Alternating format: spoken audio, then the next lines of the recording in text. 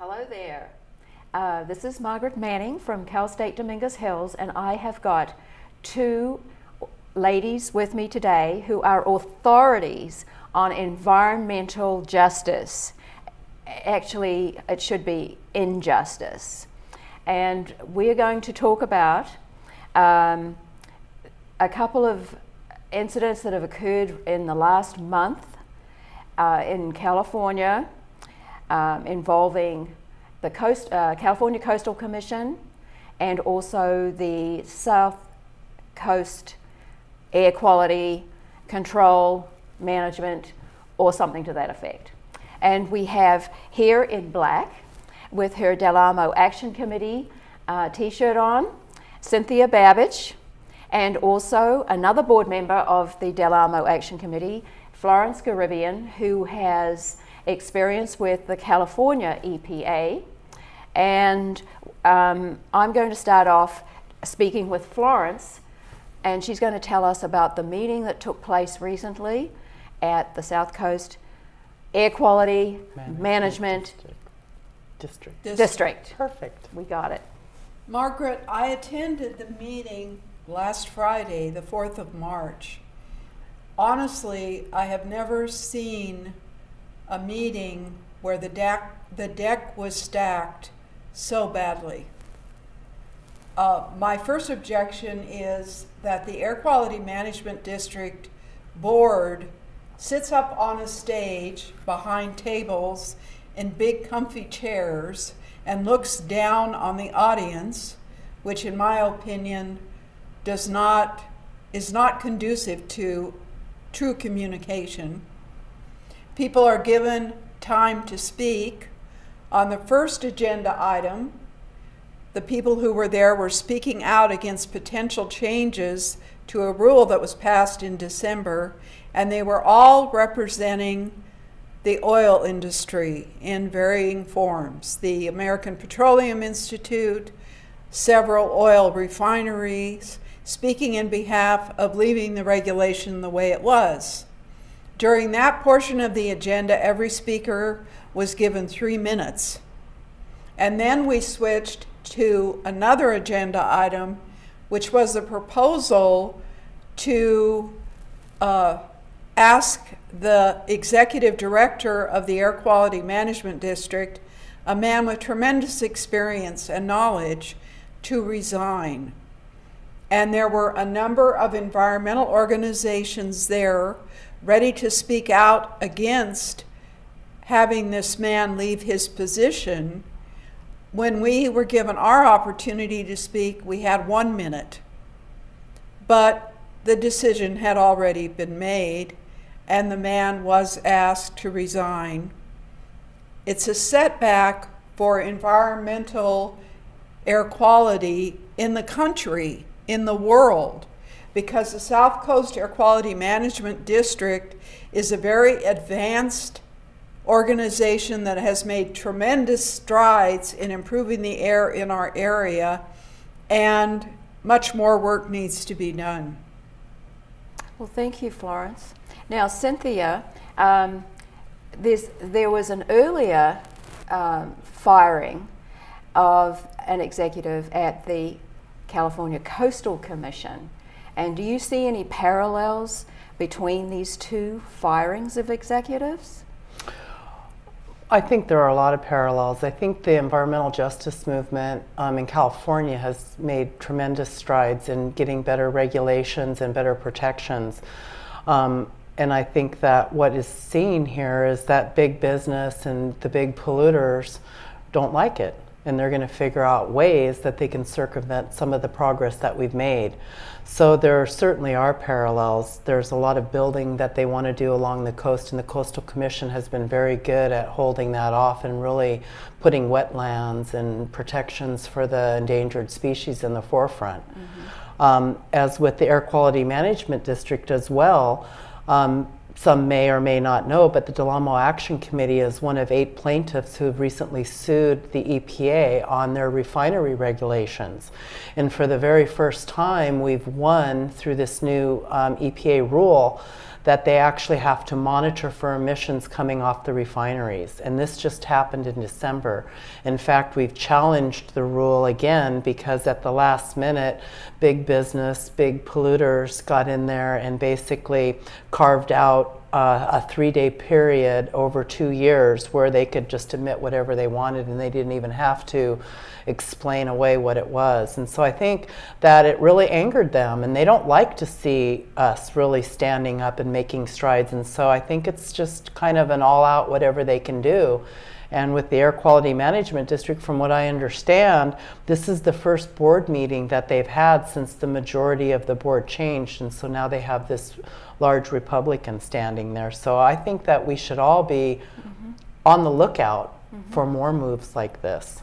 Florence, what is the significance of having a greater Republican presence on the board? The Republicans that were interviewed for a recent LA Times article suggested that employment and jobs were more important to people than clean air.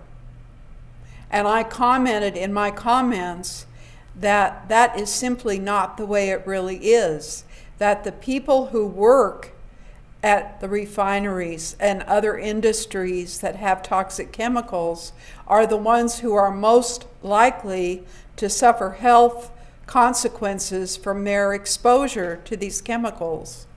And we saw that at the Exide battery facility, where people who worked at the battery facility were exposed to high levels of lead, had lead contaminated materials on their clothing, and would go home to their homes bringing this lead contaminated clothing.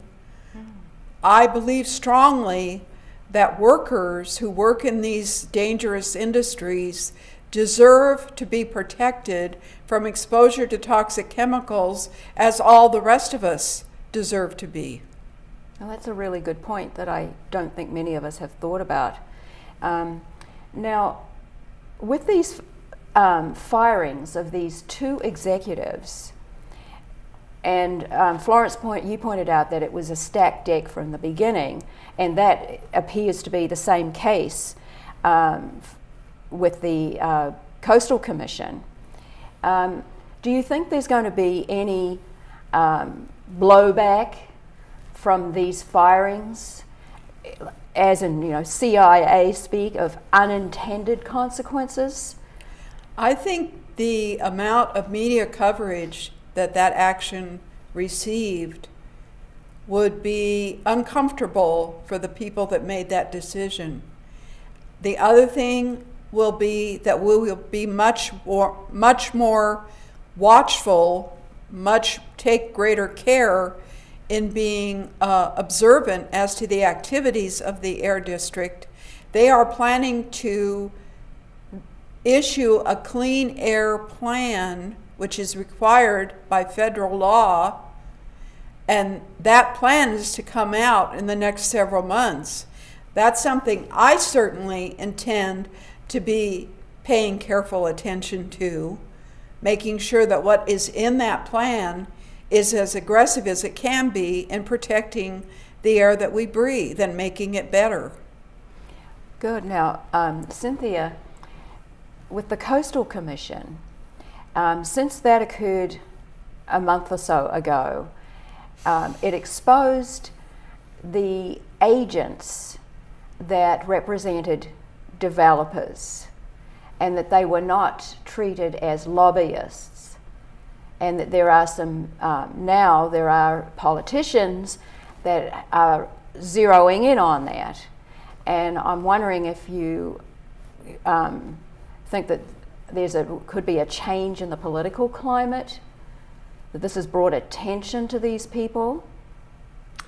These commissions, and they're sometimes, I think, very tricky.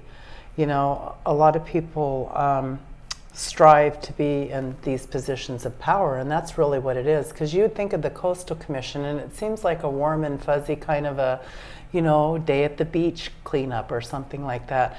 They have tremendous power that they wield.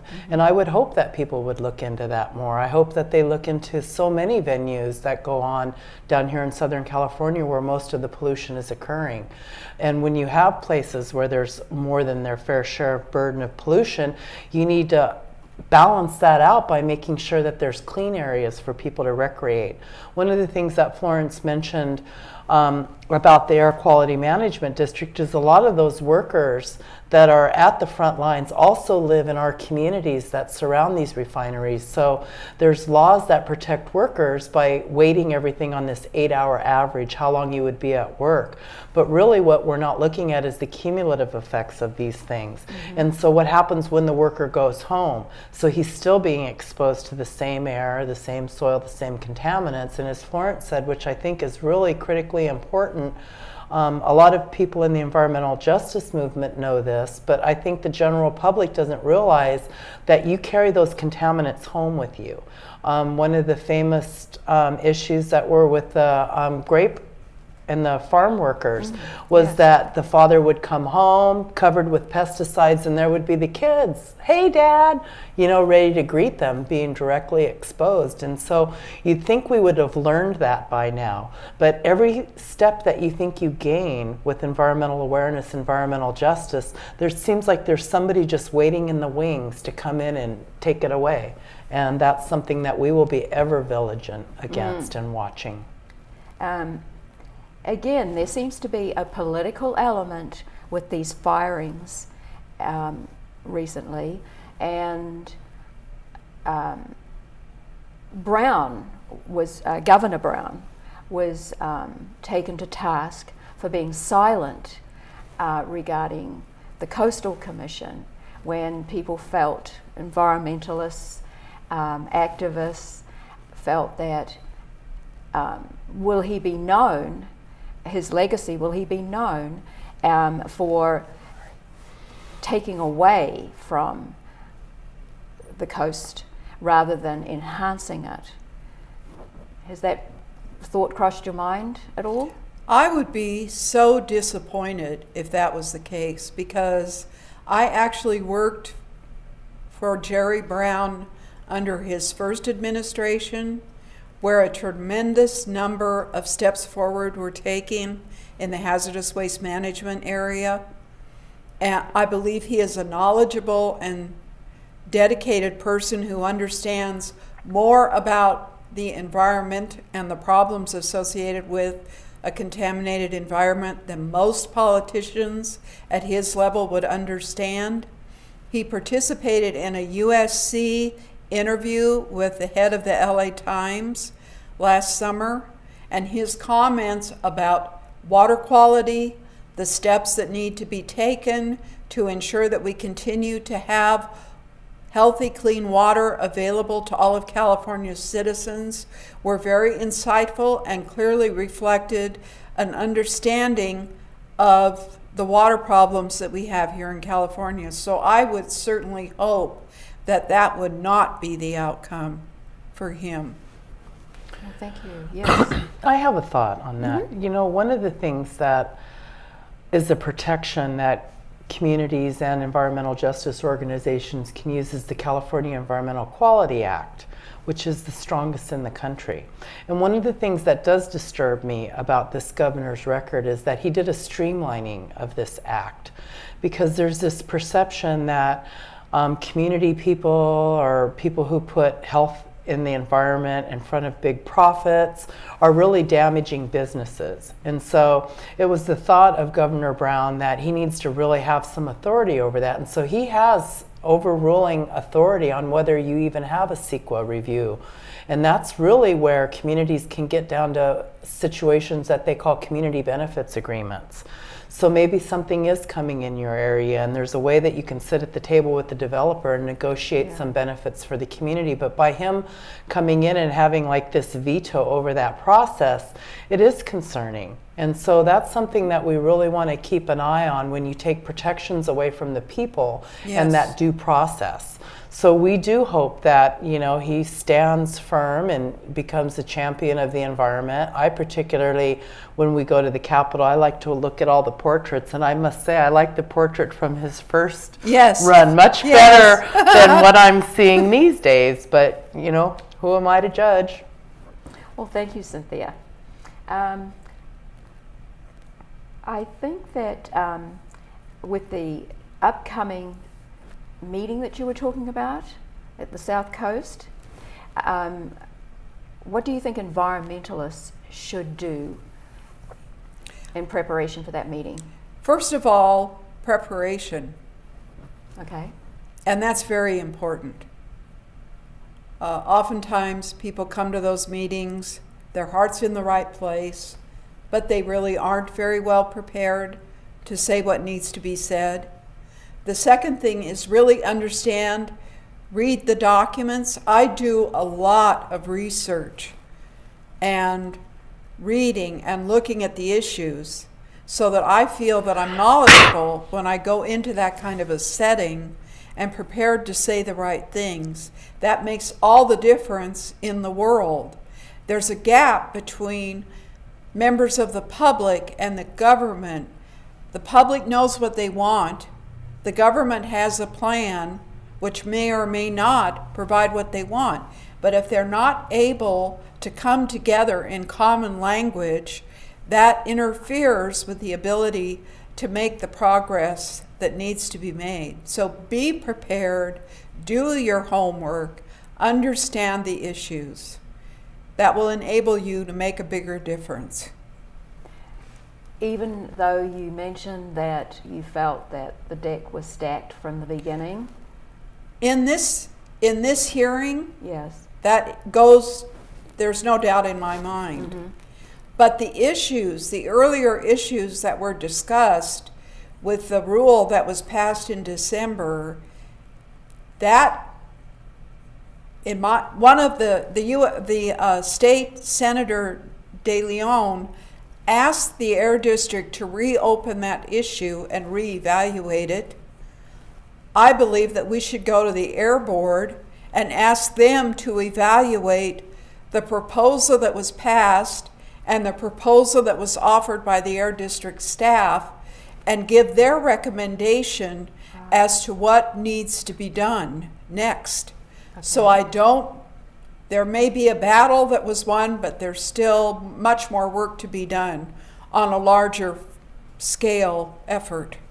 So you still feel optimistic? Yes, that I do.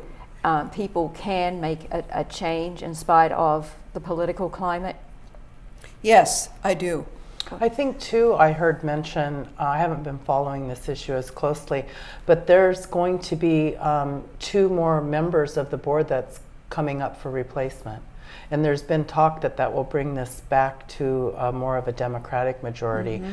But I think something really important for people to remember about the South Coast Air Quality Management District and this basin is that there's a thing called attainment. The federal air quality rules require people to be in what they call attainment and this pollution burden. We are not in attainment here, and we haven't been for a very long time. And so part of what the Air Quality Management District is supposed to do is to put forward rules and regulations that bring us into attainment, not move us backwards out of attainment forever. It's almost like, some situations where you've written off areas of groundwater or areas of air, like we're just never going to attain it, so why even try? Okay. And that's absolutely the wrong attitude. And we are all on one planet. Mm-hmm. We are all on a small planet. And you can't excuse contamination on this small planet because ultimately it affects everyone. It affects every person that's sitting on that board. And the sad thing is that they don't understand or realize that. When you're driving in your car, you are exposed to air pollutants while you're driving in your car, from the traffic, from the trucks that are on the freeway. So no one is buffered from that pollution. I think on that note, we will end. Thank you very much for being here today, Thank you, Margaret. Florence Thanks and for Cynthia. having us.